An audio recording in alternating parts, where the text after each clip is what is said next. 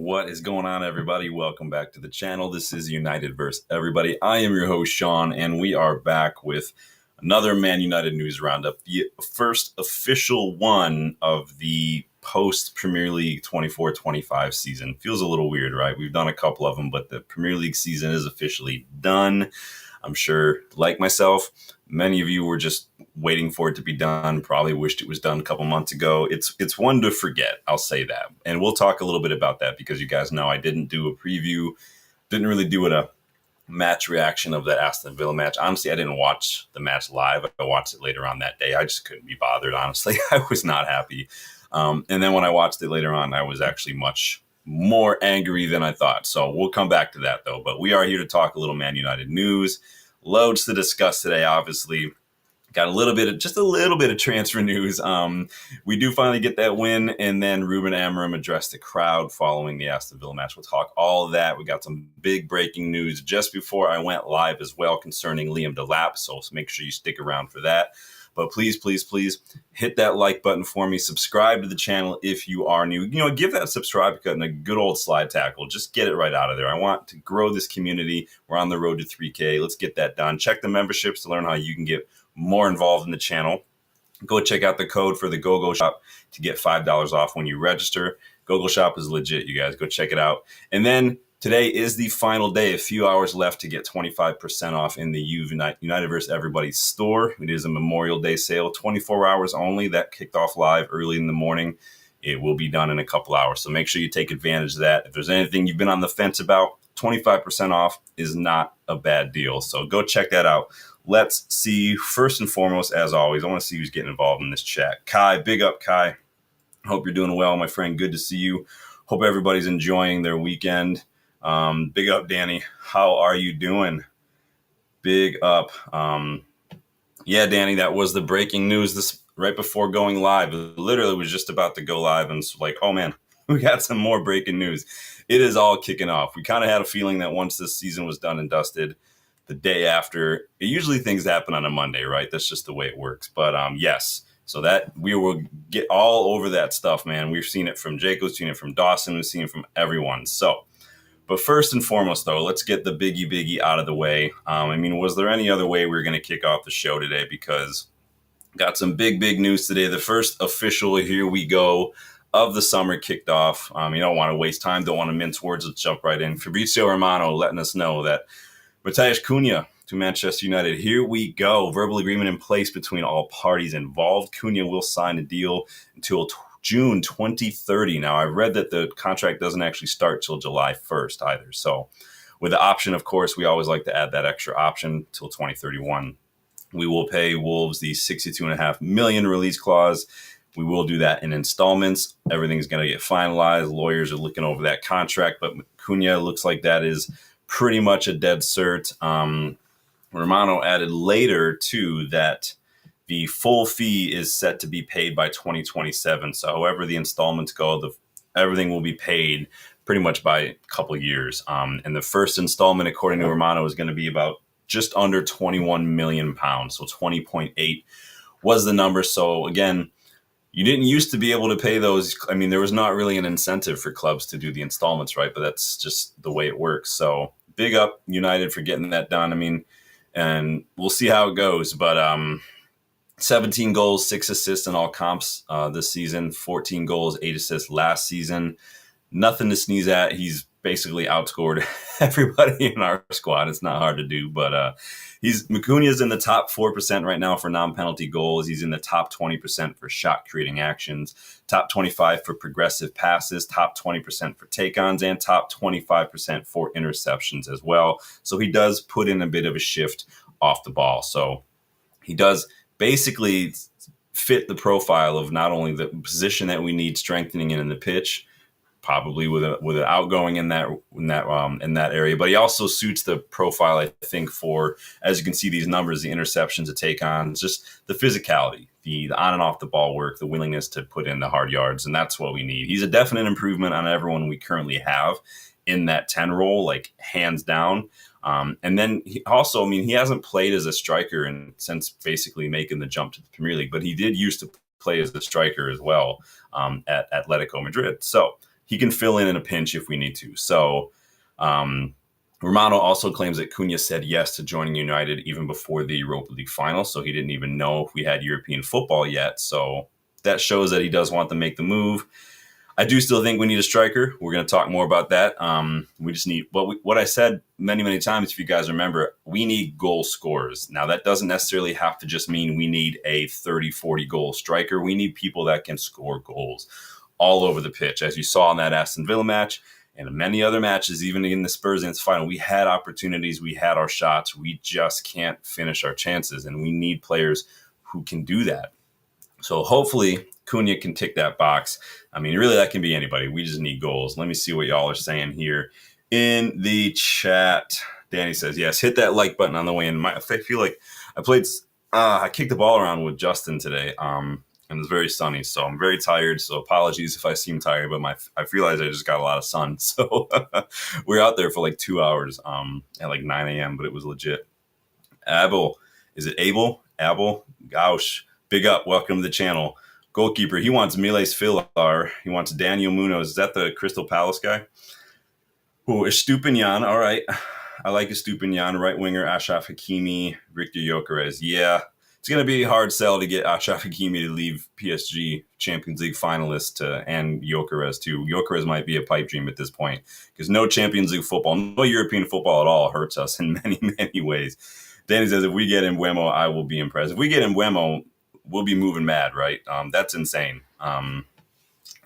Florian Plettenberg claims on your comment there, Abel, that Gyökeres is pretty much now off the table for United without Champions League football because Gyökeres wants to play in the Champions League. He probably doesn't want to not only sit out a year entirely of European football, but there's not even 100% chance that we'll be playing next year either. And I don't think a 27-year-old is going to want to wait and take that chance, honestly. So I think we can safely assume that people like Jonathan David might be going to Juventus. We can assume Gyökeres is probably done. So we're going to be shopping. And then we've said before, this is part of the rebuild process, is that you're going to have to build, not just buy. We're going to have to get rid of the deadwood, build up. We're not going to be able to get these star players right away. The final like cherry on the icing of the cake. So, and on Danny's point, the top striker target, according to Ben Jacobs, is Liam Delap, who is expected to decide his future this week before the under-21 Euros. But then, as I was saying, breaking news before we went live, and that's coming from Rob Dawson is where I saw this. Let me throw this on the screen for y'all. Sorry. Allergies today.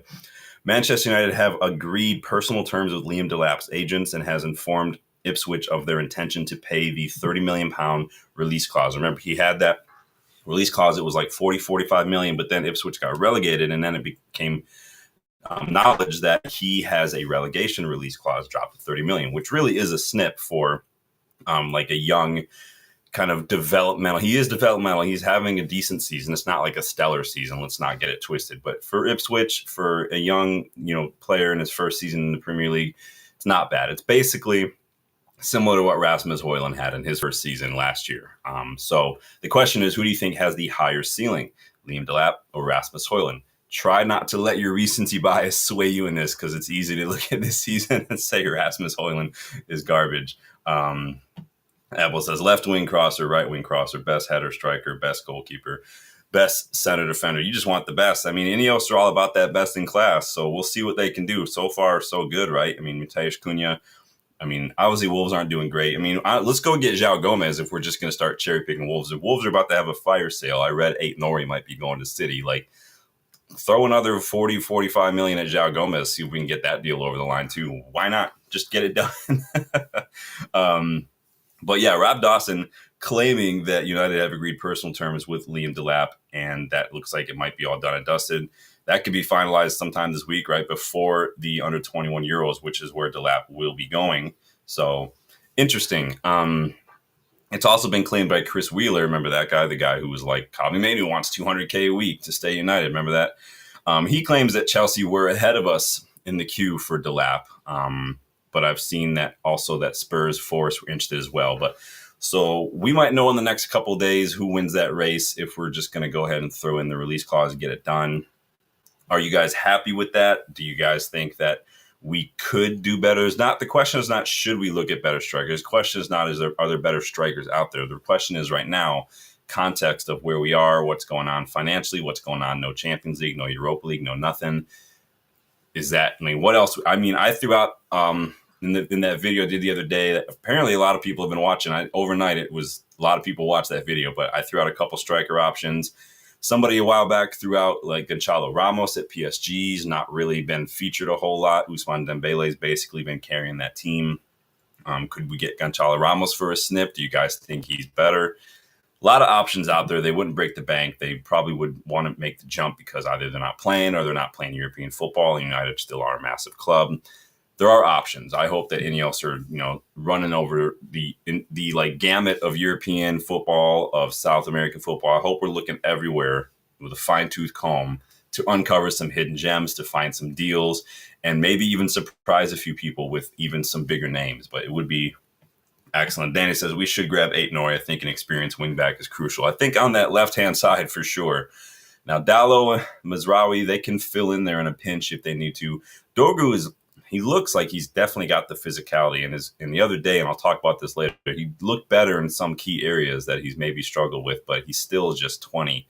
And so Dorgu, Diego Leon, Harry Amas, those are our only ones out there. So that's very, very, very iffy on that left-hand side. But we will see. But with Delap, Cunha, young kind of developmental striker in Delap, very physical. I like Delap a lot. In terms of anyone thinking that he's going to be the solution to our goal scoring problem, I don't think he's that, but he definitely could help carry some of that load. I think he's got the physicality. I think that maybe the plan is to kind of spread this around. Maybe we have Cunha pitching in with between 10, 15 goals. We have Delap pitching in with 15 goals, Bruno pitching in, Ahmad pitching in. Spread the goals around a little bit rather than just rely on one person. That does make us a little less one-dimensional. Delap's ball carrying has always been stellar. He's got connections to Jason Wilcox from his time at Man City as well. I think that there are a lot of players that we could. Again, go check out that video, you guys. It just went up the other day if you want to learn more about who I think we should be looking at. But who do you think we should be looking at without European football? Like I said, Gonçalo Ramos, Benjamin Sesko's not in Europe with RB Leipzig, Mohamed Amora, Ekitike, and then maybe, I don't know, Mbeumo. Don't you love that, how I just did that, how I just transitioned into that? Yes, Mbeumo, Brian Mbeumo. Ben Jacobs reported this morning that United have held talks with Brian Mbeumo, who is reportedly valued around £50 million. He will be entering the final year of his contract this season, but they've also got the option for another year. So you could call it technically 2 years. Who knows? But he's only on $45K a week in Mbeumo, not a lot at all. 50 million does seem kind of cheap. I was trying to look at my notes from a while ago, but when I do new videos, I delete the old ones. So I don't remember what the price was last time. Was it up to 70, 80 million or something like 3 weeks ago? And now it's down to 50. I think that is a snip. It seems a little cheap considering what you're getting. He's a player in the prime of his career. He's having an excellent season. Whether that means he's on the ascendancy or whether that means he's just a one-off, who knows? But you guys like the Premier League proven thing. I think he suits the system. The question is, where does he fit? It's just interesting. So we've been linked to Mbeumo for a minute. So we've had our eye on him for a while. Graham Bailey says that this is a data-driven target in Mbeumo. We've used the analysis to kind of identify him as a player that suits what we're looking for under this new regime. Remember, we're modernizing our recruitment to not just this is who we think, I like him, he looks a good player. That's not enough anymore. 20 goals, 8 assists in all competitions this season. Big step up for Mbeumo over the last couple of years. You got Cunha's goals, you got Mbeumo's goals, you got Bruno's goals. Again, could this be the difference maker this season? Because our biggest struggle this year was scoring goals. We just could not do it. We had so many young players in those advanced positions, so many players who are new to this league, whether it's Zirkzee, you got Garnacho, who's up and down because he's a younger player, and his decision-making is just, quite frankly, not great. Højlund, who's just absolutely nosedived this season in terms of form, and especially in front of goal. He looks like he could be set to just get out of Manchester and go back maybe to Italy. I've read that Juve, Napoli, Inter are all interested. It is insane. Let me see what you guys are saying here. Danny says Juan Jimenez, Valentin Gomez. You know I like me some Valentin Gomez, Danny. Don't do that. Don't toy with my emotions like that. Abel says, please buy from Premier League. Yeah, a lot of people do like the Premier League thing. Here's the thing, though, and this is why I come to the defense of people like Hoyland or something now and then, because people expect so much because we just want people to score. But there's a reason that there's this whole Premier League proven thing, is because we think that players who are in the Premier League, they don't have to adapt. But people oftentimes don't consider the other side of that coin, which is where players who aren't from the Premier League, especially young players who are really kind of just new to first team football in many ways, they don't give these players enough time sometimes. And I think that's the other side of the whole Premier League proven coin that a lot of people quickly overlook because they just want goals, they want to win and things. And I think that there needs to be a level of patience. So I hear you. Danny says, if you look at Mbeumo's heat map, it's very similar to Ahmad. So and that kind of leads me to my point. Because we know where Cunha plays in the system, right? He's going to be taking over that Garnacho spot because Garnacho, fuck off, bye. But where does Mbeumo go in this system?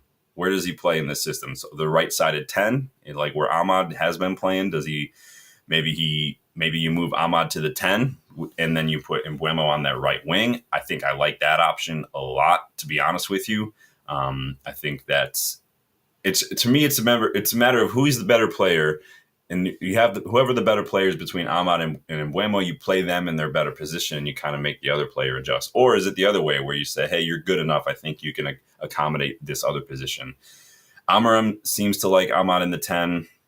What about Dallo? What about Mazraoui? Does Mazraoui go into center back? I mean, so many questions with that right side with Mbeumo. Rashford is reportedly being put up for sale for $40 million. That literally pays for the first year's installments of both Cunha and Mbeumo with one Rashford sale. Remember, that's how PSR works. We count the $20 million we're paying up front for Cunha, not the whole 62.5, but we get to count the whole 40 for Rashford, because when you sell a player, you get to count all of that right up front. PSR is weird, but that's how it works. Romano does add too that Mbeumo is not the only name on our list as far as that position is concerned. Rob Dawson adds that we are also keeping an eye on Eberechi Eze at Crystal Palace.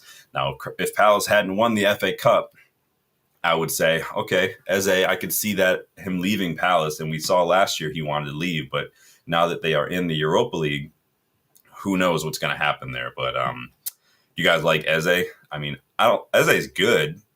I don't know, for some reason I just don't get it.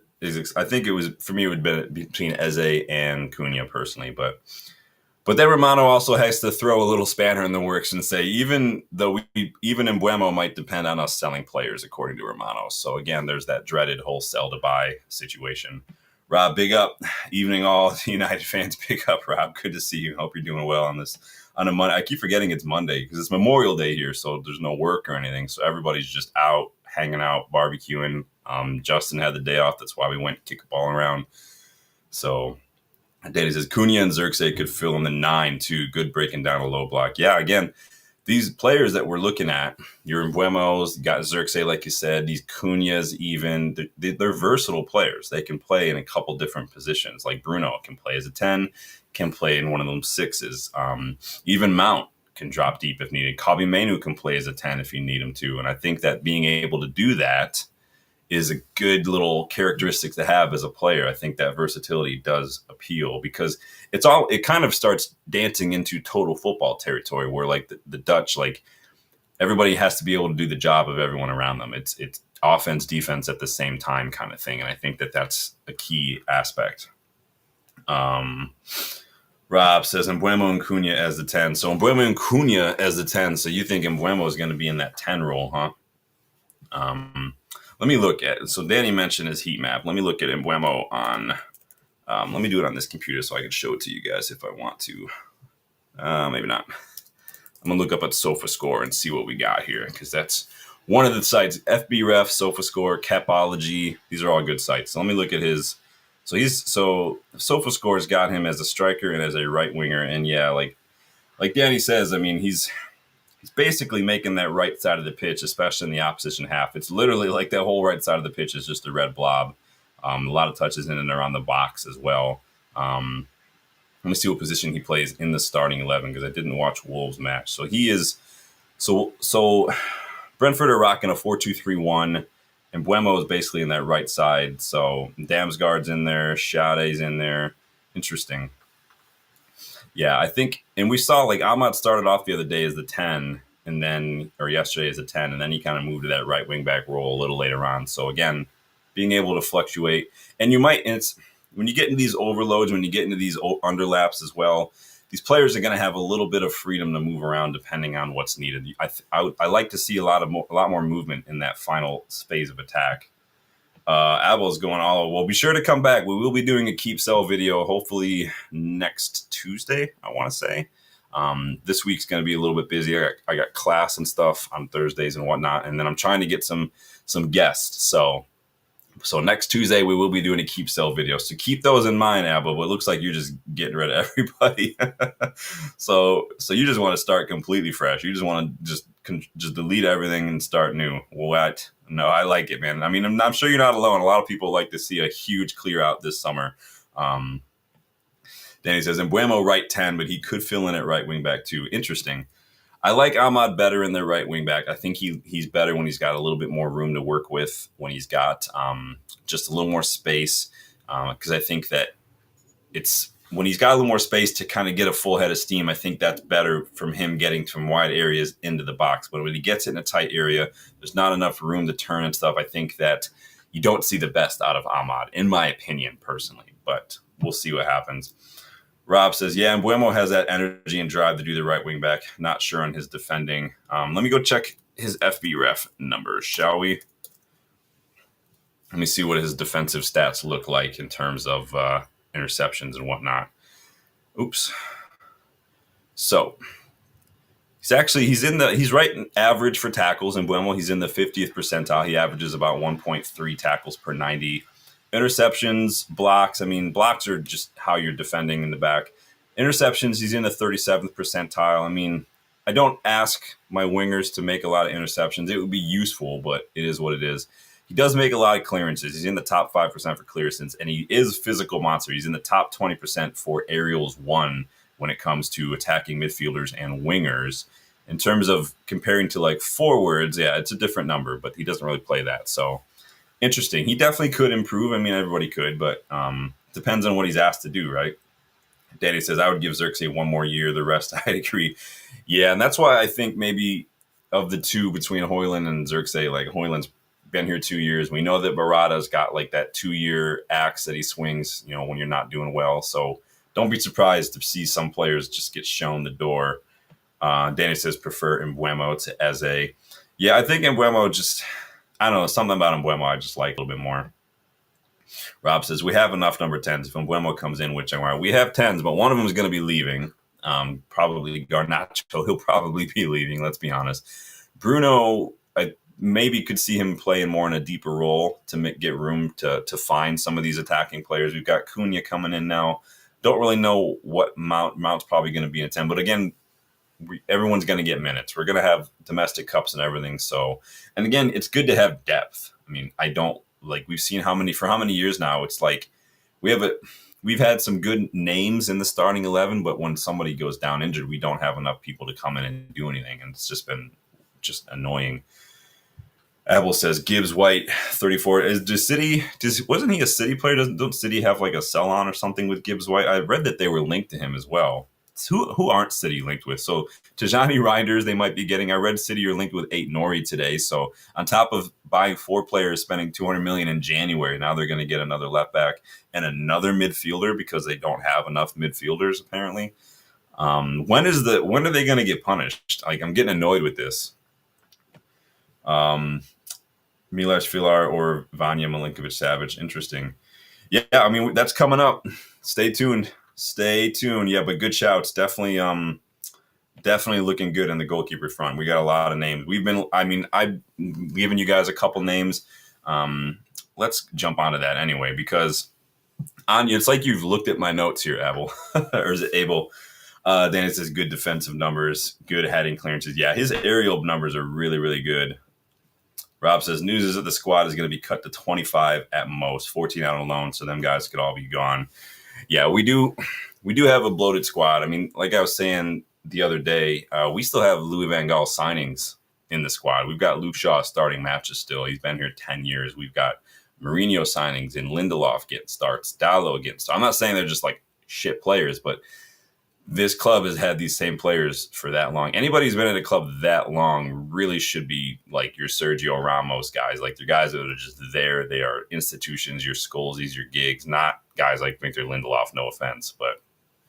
But at the other end of the pitch, so we've talked about Cunha, we've talked about Mbeumo, we've thrown out names like Eze and whatnot, Delap, obviously the big breaking news, Rob Dawson, Ben Jacobs. We have agreed personal terms with Liam Delap, and we've told Ipswich will be paying that £30 million release clause. So keep an eye on that one these next couple of days, because apparently Delap is going to make a decision before the under 21 Euros. So don't forget Chelsea linked, Spurs linked, Forest linked too. So this could be an interesting 4-person race. At the other end of the pitch, though, there is a United player who's probably going to be happy to see Cunha in a red shirt this season, although he might not be here to see it, and that's Andre Onana.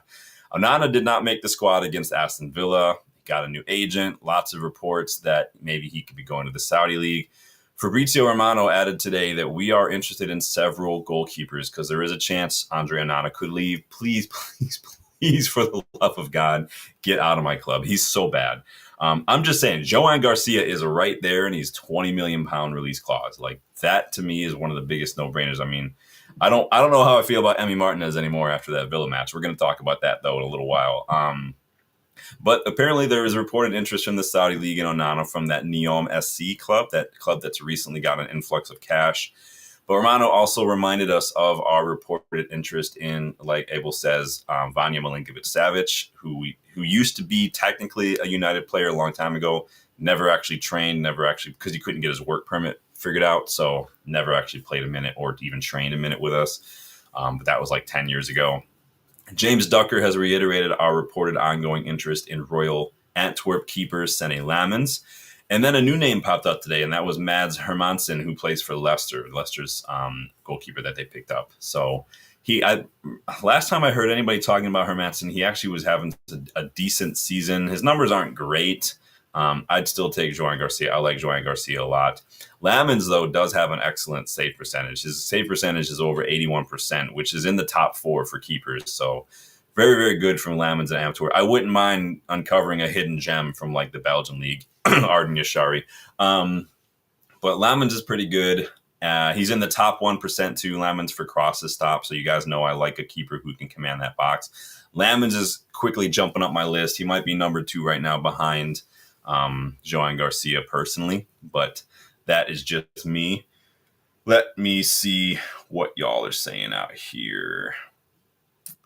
Abel says, which player's best 11 next season select? Well, we're probably going to be doing something like that towards the end of the summer. So now the season is done. So if you're new to the channel, I love it, appreciate it. But usually in the summer, we'll do a couple different videos. So like I said, this time next week, look out for a keep sell video on the squad. So we'll be doing that.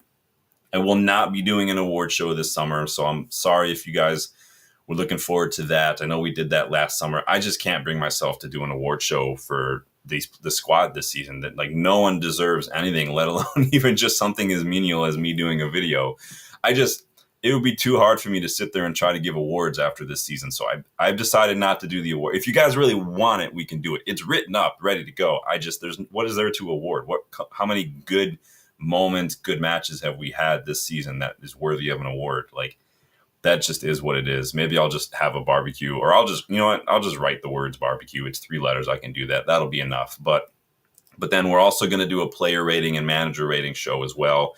And then of course, once the transfer window is kind of done and dusted, we will kind of pick our best 11. We will do our like predictions for the season, our expectations for the season. So keep a lookout for those videos, of course, on top of all the regular transfer update videos that we'll be doing throughout the summer as well to keep up with silly season. But Jet, that is kind of the summer schedule in a nutshell. Abel. Danny says, fingers crossed, Eric Ten Hag, but dude, that would be the best thing ever. Apparently we're looking to just get like 30, 35 million. Just take it, please. Getting 30, 35 million for Andre Onana and then turning around and dropping just the 20 on Joan Garcia would be an excellent bit of business. Tommy says, I think Emmy will go to Newcastle. Yeah, I read that Aston Villa might be interested in Joan Garcia, so that would be super, super annoying. Danny says that's a whole separate video, Abel. Maybe we can do soon a good shout. Yeah, keep a lookout for that stuff. Rob says I like how Luke Shaw was injured for the final game, but Amorim said has taken him on the tour. No sitting at home. I can't with Luke Shaw anymore. I've been done with Luke Shaw for a year. Somebody posted a comment on another video like Teo Hernandez for left. I think it was probably that summer bargain video because Milan are in the mud this season. You guys remember I listed Teo Hernandez as one of my options last summer. And I was already trying to replace Luke Shaw last summer. So I went through a whole left back video. So Rob says, who makes the 25-man squad would be a good video. Yeah, no, that's a good shout. Who makes the 25-man squad? Definitely worth a shout. Got to trim the fat. Maybe part of the keep sell video will be a keep sell loan because some of these players are going to have to get loaned out. Maybe like Amos or Fredrickson or somebody. The Burnt Barbecue Awards. Ugh. God. Yeah, the Burnt Barbecue Awards, aka the the concession stand in the stadium, is the Burnt Barbecue Awards. Abel says, in my body back tattoo logo, Man United arms, because well, big up, man. I always toyed around with my wife. I asked her, like, how would you feel if I got this crest actually tattooed on my chest right here, like I'm wearing a shirt? Like, how would you feel about that? She just gives me looks because she knows I'm an idiot, but that is what it is. Shifting gears a little bit to a player who looks a dead cert to be sold, and that's Antony. Nathan Salt reports that Antony is of interest to Atletico Madrid, Juventus, and of course Real Betis, where he's been on loan since January, where he's been doing an absolute amazing job. Nathan Salt claims that we want between 30-35 million for Antony. I think we can all agree Antony probably needs to go.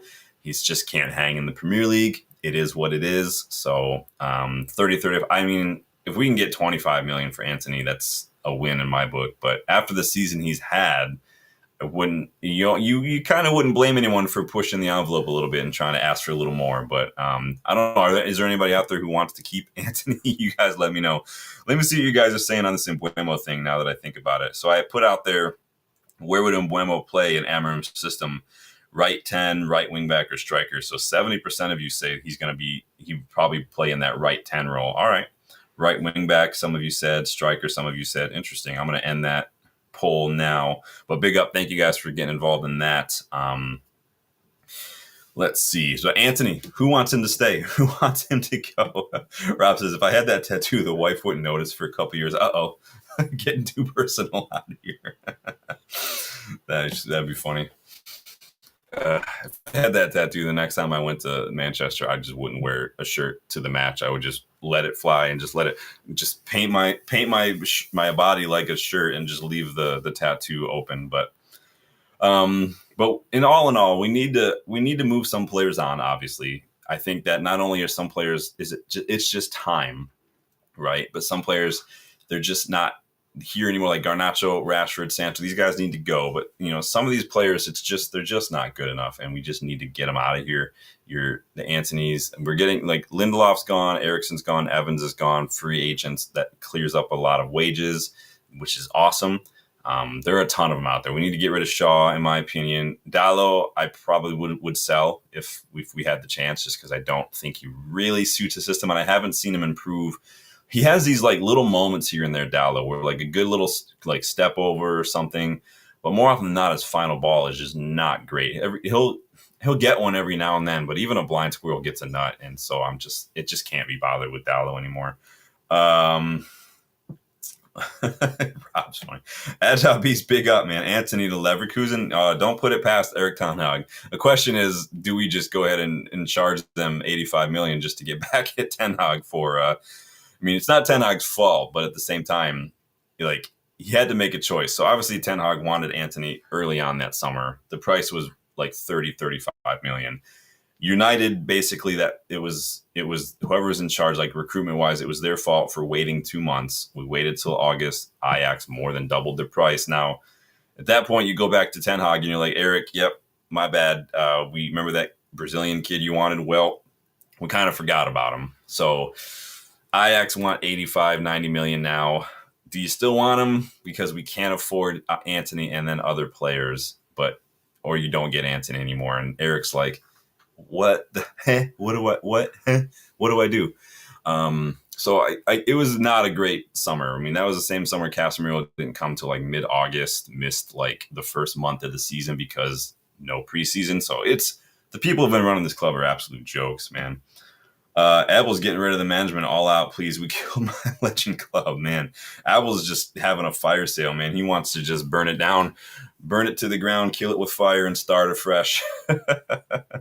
Oddly enough, that is how things can grow. I used to work at this arboretum when I lived in Indiana, and every year we would have a prairie burn where we do a controlled fire, burn the prairie, and then it would regrow over the next year, and it was just every year it looked better and better. It was really weird.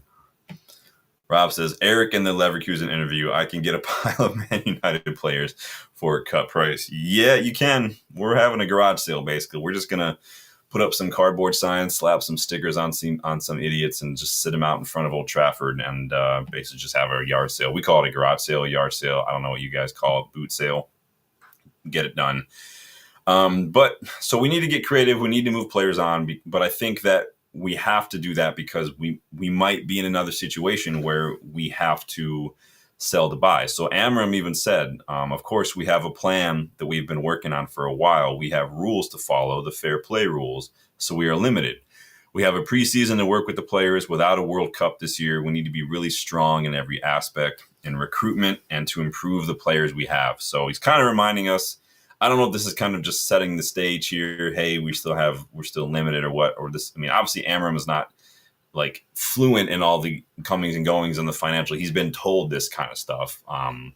Basically been briefed like, hey, just temper expectations a little bit. But obviously it's not something we really want to hear as United fans because we know what needs to happen. We know who needs to go and we know what sort of players we need to bring in. And so it needs to be a perfect summer, honestly. It just needs to. It needed to be perfect before the season started, but because it was his first summer with Amorim and everything. But after this past season, like it needs to be perfect, and Amorim and the squad basically have to be perfect because Ineos won't waste time. Amorim's got a lot of work to do to get back to neutral with a lot of this fan base. I know a lot of you guys already want him gone. He's made some big mistakes, in my opinion. I think his team selection for the final was absolutely atrocious. And he's going to have to deal with that. He's going to have to answer for that, and he's going to have to carry that for a while. But I think he does deserve a bit of time because he's not been here that long. Rob says, hit those like and subscribe buttons. Yes, please do, you guys. All right, let's talk a little bit about this Aston Villa match just because I wanted to get this done. So obviously, again, no preview, no official match reaction because I didn't watch it. I didn't care. I didn't watch it till late last night because I just couldn't be bothered. But I was surprised. I was very, very surprised at the result. We won 2-0, which I thought was very, very surprising. Honestly, I would not have predicted 2-0 win.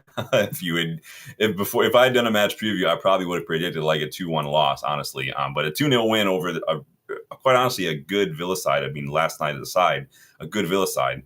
Honestly, again, I was frustrated watching. I was fuming when I watched it, like literally like shaking mad because it was probably our best performance in the league this all season in terms of just the way we controlled the ball, the way we created opportunities, the way we kept kind of getting numbers forward and moving the ball around. Basically what Amorim has been trying to do. But again, that's why I'm fuming. Like, why did it take literally until the very last kick of the season for us to start playing that? Where was this on Wednesday? Where was this in the final? Like, you couldn't be bothered to do any of this in the final. Like, I'm still frustrated right now just thinking about it. And I don't want to hear anybody about this Emi Martinez red card and that changed the game. Like, and that's not why we won. We were already well ahead by that point in terms of just performance. We were the better side the entire match, even before that red. And I don't know what Unai Emery was bitching about. It was a red card all day. Like, it just is. But still, though, the thing that jumped out at me again, despite having all these chances, was, again, our poor finishing. Yes, we won 2-0, but if you look at the chances we had, again, poor finishing front and center, 25 shots, 10 on target, 14 inside the box. 3 big chances. Again, this is almost literally the same exact numbers that we had in the final against Spurs.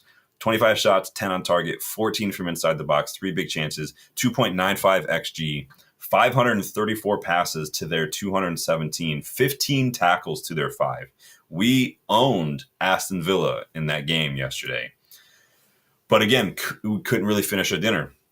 And it's not just a Højlund thing. Casemiro just putting balls wide of the net, left and right, completely off target. Bruno shooting on sight, off target, left and right. Everybody was off target, left and right. It was really frustrating to watch. Abel says, Ferguson, we know playing with Barcelona's sake.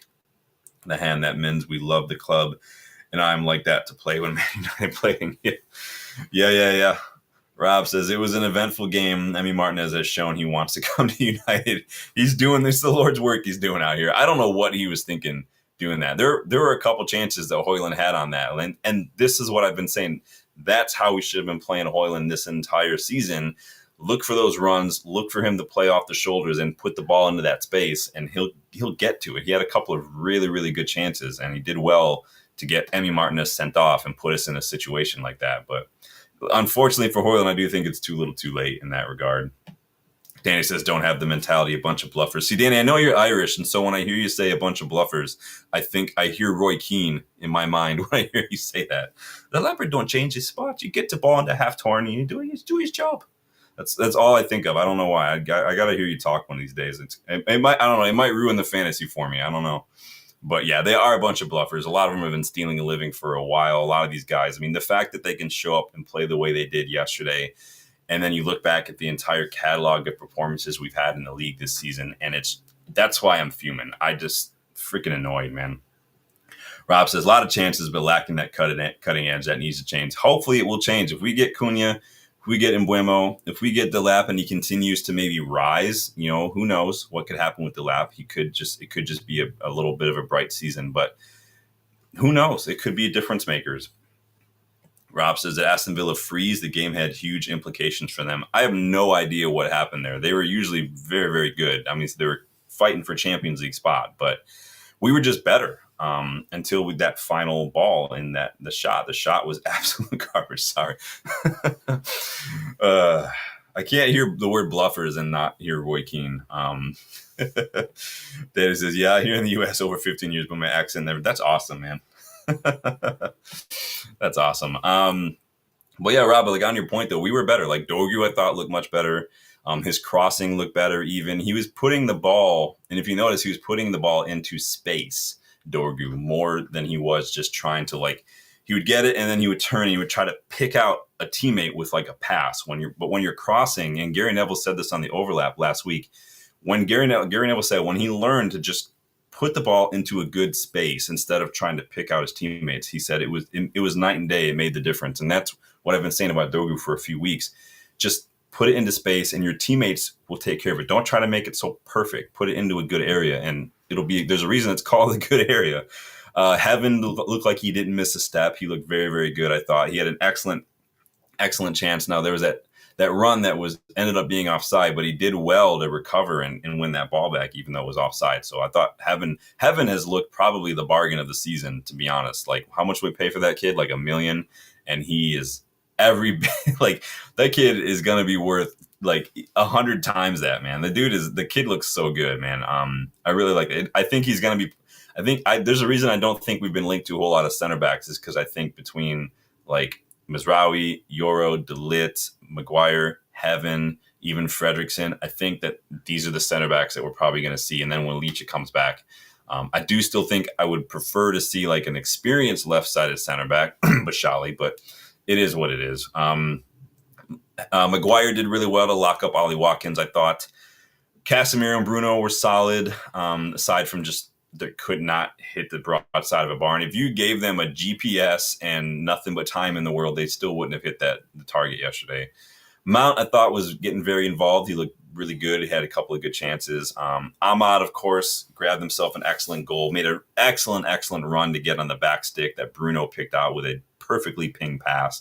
Just the weight that Bruno put on that ball, this is why Bruno is here. The people I would still take 150 million for Bruno, but there are things that Bruno does in the squad that no one else can do. Who else in the squad is pinging that pass the way Bruno did to find Ahmad? To get it on his head, that was like Paul Scholes, that was like David Beckham-esque. Like, dude couldn't have put that any better. And then Eriksson got to take a bow at Old Trafford in his last appearance for us with a pen laid on. That was Eriksson's first league goal of the season, too. It was in front of the Stretford end, big up. Evans gave it to him. Remember, Evans was supposed to take it, and Evans was like, no, if it's a pen, you take it. And then Eriksson was like, you don't want it? And he was like, no, you go ahead and do it. But yeah, big up Eriksson, making it 2-0. We love it. I thought Covey looked good when he came on. And it was good to see Evans get a bow as well. It's a shame about Mazraoui's injury. Let's hope it's not too serious, because that was what you guys remember. That was one of my worries about him and Delap coming in this season when we signed them, was the injury record. It's the reason I wasn't all over Alphonso Davies or Nuno Mendes. So I'm over injury-prone players. You guys know that. But it's a shame about his injury. Hopefully it's just a little bit of a hammy. And we'll go from there. This is what happens sometimes when it's been a long season. It's been a long season for everybody. Mazraoui's literally played like almost every match. And so it's just going to happen. Eventually your body just says, all right, we need to take a break. So let me see what you guys are saying here. He says 100%. I don't even know what I said. That's 100%, but I'll take it. I will take it. Rob says, if we have Cunha and Mbeumo in the 10s, we just need a striker that can head the ball, given the wingbacks getting crosses in. So Ahmad doesn't necessarily put a ton of crosses in. Ahmad's going to get that ball either up to the byline, or he's going to get it into the box, and he's going to either get to the byline and put it low along the face of goal, or he's going to cut back onto his left and probably try to take a shot. Ahmad needs to learn. He's very good, Ahmad. He's probably one of the second best right now in terms of attackers in this team, aside from like Bruno. But Ahmad needs to learn to pass the ball a little bit more, and he's got to make a decision a little bit sooner in that final phase. He's got to like put the ball in the box a little sooner, or just if he's going to take the shot, then he has to keep the ball and take the shot. But he holds on to it a little longer sometimes, and there are other options. But I trust him to do that more than I trust someone like even Rashford or Garnacho, because Ahmad, I think, is just better in that situation. But it is, oh no. Rob says, Ronaldo, don't do it, Rob. Don't do it. You know, if Woodward were still here, Ronaldo would be literally on the plane to Malaysia, right? You know that's what would happen. Abel, we love reading my message. Yes, I try to make sure everybody gets their message in. Now, it's going to get harder and harder, I will admit, as the channel, as more and more people come in, because that'll just make a lot of these videos like hours and hours. Maybe sometimes if more and more people end up coming in, and I find that maybe some of the videos we'll just do like just a chat night. We'll just have a conversation, but there will be a time where I won't be able to read every single message out. And that's not because I don't want to. It's just because if I did, these things would be long. But that's eventually what the memberships are going to help you guys do. Make sure you get the priority chat when you're a member. So on the Villa match, though, again, it was a surprising result, considering, you know, the golfing quality between us and Villa this season. I mean, really the golfing quality between us and anybody this season. Villa were fighting for a Champions League spot, so you maybe would have thought they would have put up a little bit more of a fight. They just did not look good. You can argue that they maybe were a bit unlucky with that whole Bayern nonsense. I saw Emery is such a crybaby. I can't. The laws of the game are what they are. The laws are the laws. We can say, I mean, looking at Bayern, looking at the situation, we can say like they were unlucky just because of Bayern's just stupidity there. But again, the laws are the laws. The laws say if the ball is between your hands, or between your hand and a part of the body, or between your hand and even the ground, you're technically in control of it. So, and then it doesn't even matter because the ref blew his whistle before the shot was taken and before the shot went in. So it is what it is. They can be mad all they want to, but there's a reason the ref blew the whistle. So, but Villa writing to the PGMOL is an absolute joke. Like, what an absolute bunch of crybabies. Like, just get over it. Oh my gosh. Move on. At least what this meant is that we jumped to 15th. So awesome. It's a shame Ipswich couldn't maybe have done us a favor against West Ham and got that, you know, because then we could have been 14th, and then that's a little better. It's still crap, but it's still better. You see how I'm trying to make it less shit? You see how I'm really trying to find a silver lining? I'm really trying. Remember when we all thought it couldn't get any worse than 2021 and 2022 season? You remember those days? We thought that was bad. Oh boy. Whatever. This has been our worst season in like a gazillion years. We know it. We've talked about it. We can't change it. All we can do is hope the summer is the start of an actual proper rebuild. We can demand better from Amorim. We demand better from his players, of course. Which, I mean, we've been told that it's going to get better because Amorim addressed the Old Trafford crowd after the match, and these are just some of the things he had to say. Let's go through them together. Said, first of all, I want to apologize for this season. I know you were really disappointed with me and the team. I want to secondly say thank you. We are very grateful for your support during the season, and I know that it's been really hard. I know it was really hard to support us in many games, but now we have to make a choice or we stay stuck in the past because this season is in the past. It's over. We fight each other or we stick together and move forward. 6 months ago, in my first 3 games in charge, with 2 victories and 1 draw, I said to you, the storm is coming. The storm definitely came, didn't it? Today, after this disastrous season, I want to tell you the good days are coming. If there is one club in the world that proves in the past that it can overcome any situation, any disaster, it's our club. It's Manchester United Football Club. Now I want to say sorry also to my players. Sometimes I was not fair, but I always try to be honest with you. Thanks very much. See you next season. I mean, it is what it is. We know managers come out and they make their little statements after the season's done. That's just part of it. So, speaking to the media in his post-match presser, Amorim said this: the feeling of a tough season will be there, but I'm always confident because we are doing things at Carrington that people cannot see. We need to acknowledge it will take time. We're going to suffer a little bit more, but the better days are coming. We are changing things that you can't see in the results. You can't see today, but they are there. It's in the culture. It's the way we behave and do things every day. Next season must be better. Much better, because it's impossible to be worse. You ain't wrong. We need to get results, but again, I think we have to be really honest with our fans. It's going to take a while, but we're going to play better, and we are going to get better results. How you guys feeling about everything Amorim had to say there? I mean, we know that he is trying to change the culture. We know a lot of the issues that came up with Garnacho and Rashford in like December-ish had a lot to do with just the way that they were behaving off the pitch. Amorim said you need to behave like a United player in every aspect, and he didn't think that maybe sometimes their head was in the game and whatnot. So, and we've seen that is the case, like with someone like Garnacho. Danny says they need to back him properly and clear out this shit too. Yeah, no, and then we've said that how many times on this channel, right? Backing a manager isn't just buying players. You need to build and you need to get rid of some. I mean, I don't like, you guys know I'm not Mourinho's biggest fan, right? But the club chose players over Mourinho. Mourinho wanted to get rid of some players and they just didn't back him because these players were marketable. And this is what happens. And Mourinho just was the victim of player power, unfortunately. Agile says not getting any help in January was criminal. Yeah, I think there were maybe an opportunity to do some really big strengthening there. We just couldn't really get rid of it. We got rid of some players. Obviously, Dorgu's come in and he's played a big part in the squad. And then Heaven, I thought, has looked just an absolute steal. Arsenal can sit there and try to pretend that second place is better than what Spurs did or what Palace did even. I literally heard an Arsenal fan on Sirius XM say that Arsenal have had a better season than Spurs or Crystal Palace. I've told you guys before, the Arsenal fans have literally got to be some of the most deluded idiots I've ever met in my life. They are the worst. They can't even accept the fact that they are literal laughingstock. Not like we're laughingstock this year. Arsenal fans are literal laughingstock every single year. You've got some Arsenal content creators walking around in sunglasses, cigars, carrying around little mini Premier League trophies, and then at the end of the season just coming up empty-handed. And they still can't just be humble about it, but it's embarrassing. But yes, Agile, I mean, I think if we were serious, if we wanted to recognize the way we were struggling, if we wanted to do something to try to give us a better position to finish strong, we really should have pushed a little harder to find Jonathan David could have been something we could have done in January. We could have maybe got Jonathan David in January, same as Marcus Thuram a couple years beforehand.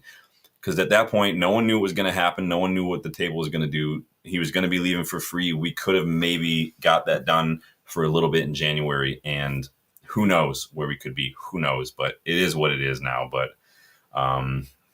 Rob says, Emery turned into Dracula in the game. Someone check on that ref. Oh, my gosh. It was embarrassing. Kai says, any news on a new goalkeeper? We talked a little bit about that. We were reminded today that, of our interest in Vanya Milenkovic-Savic. We were reminded today of our ongoing interest in Sene Lammens at Royal Antwerp. I listed off a couple of his statistics. And then we were linked with Leicester City goalkeeper Mads Hermansen as well today. So Joan Garcia, still my pick. Lammens is turning into a little bit of a number two. I like the idea of uncovering somebody from like the Belgian league or some South American league or something. I like that because that to me is where you really your recruitment, your scouting is really going to cut its teeth. And I'm tired of just the obvious signings, if that makes sense, because nothing works. So let's try to uncover some hidden gems. Maybe in 4 or 5 years, you turn around and you flip them for a major profit. And then we can really start making a dent in some of this stuff. So it's been too long since we've sold players. Rob says, Gabby Agbonlahor, has written a letter of complaint. He's crying. Good, because he slags off. Yeah, we know that Agbonlahor doesn't mean everything he says. He's on record saying it's literally just like a persona that he puts off because it gets clicks. But does anybody really need to listen to Gabby Agbonlahor at this point? The guy's an absolute joke. But on Amorim's comments, I mean, it's a lot of big talk for a guy with just 7 league wins since November. But we'll see what happens. He's made mistakes. In my opinion, he's made mistakes. I do think many of those mistakes have cost us this season.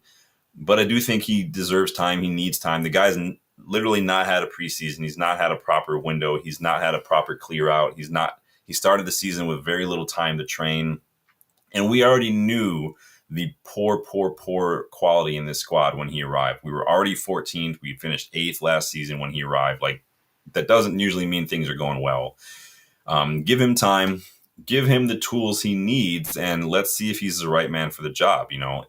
He's going to sink or swim based on what happens this summer. It's the final, though, that I'm most upset about. I'm still fuming about that team selection and late subs in that final. But if we get 5, 6 players that we're linked to, some of these players that we're talking about, Cunha, the Mbeumos, the Delaps, maybe someone on that left side, maybe another deeper midfielder, maybe a keeper.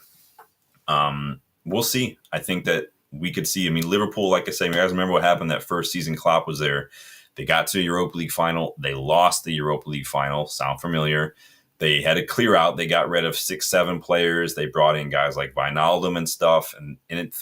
That's how you start the rebuild. The start of a rebuild is always the worst part because there's so much that needs to be done. You got to get rid of players, which isn't easy. If you want to get rid of them, it's usually because they're not good. And when they're not good, you're not going to have a whole lot of people interested in them. And if you are interested, you're not going to get a ton of money. So it's a process. Plus, we don't help ourselves by paying these players weight. Who's going to get Anthony on $200K a week? Who's going to get Rashford on $300K a week? Sancho, we make it so much more difficult than it needs to be when it comes to just moving players on. But Amorim's going to have no excuses depending on how this summer goes. So that's why we wait till after the window is pretty much done and dusted to do a prediction video because it's going to have a big part to play. I'm not saying he needs to go and win the league next season, but without Champions League football or Europa League football to focus on, I'm going to expect some silverware. I'm going to expect a strong push for at least a top 6 finish. But we'll see how the window goes. We will discuss that later on. But the season is done. The players are off for their preseason tour. Lindelof, Evans, Eriksson, they're all out the doors, free agents. Interesting, though, I saw that Evans was with the squad for this Malaysia trip. Maybe he's just bringing the family along for a fun little vacation. I don't know. But for a second there, I was worried that he would be a part of the team again next year, but we'll see. A couple of odds and ends. I mean, how about that? Erik ten Hag back in the job. You guys said earlier he's been confirmed as Bayer Leverkusen manager after it looks like Xabi Alonso has taken the Real Madrid job. Carlo Ancelotti's already got the Brazil job. Apparently, he's already picking a squad and everything, so it's interesting. But yeah, Ten Hag back at work. Leverkusen. Please take Onana. Please take Anthony. Please take Malacia with you. Take everybody except you can maybe, I don't know, depending on what happened to Licha, you can take Licha too because the injury I'm getting a little tired of. And not to end things on a bad note, but what the hell happened at this Liverpool parade? Did you guys see this? Did you I don't know if you guys saw, I mean, don't watch the footage if you can help, but apparently they had this parade, everybody's in the streets, and this car just plowed into and started running over people like in this parade. I haven't seen anything like if anyone's been killed, but like a bunch of people were hurt. Obviously, when you get run over by a car, it's not going to tickle. But what the hell, man? What is wrong with people, yo? That's messed up, man. Rob says, means Sancho ain't going there. Yeah, Sancho.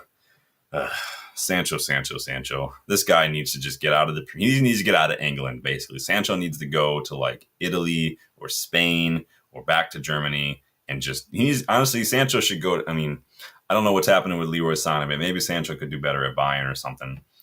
Yeah, Rob says disgusting scenes. Yeah, I saw a clip. I didn't know it was a clip. I thought it was just a screenshot, and then it started playing, and I was like, holy shit. That's messed up, man. I don't know what happened with the driver. I don't know yet what happened with the victim. Yeah, but as Rob says, yeah, thoughts and prayers with the people who were hurt, their families. I can't understand people sometimes, you know. And as a mental health professional, I see some crazy shit now and then, but somehow nothing still surprises me. So in any case, that is the news for tonight, you guys. Sorry it was a little bit of a later one. Just had a busy day, lots of running around to do today, a lot of back and forth.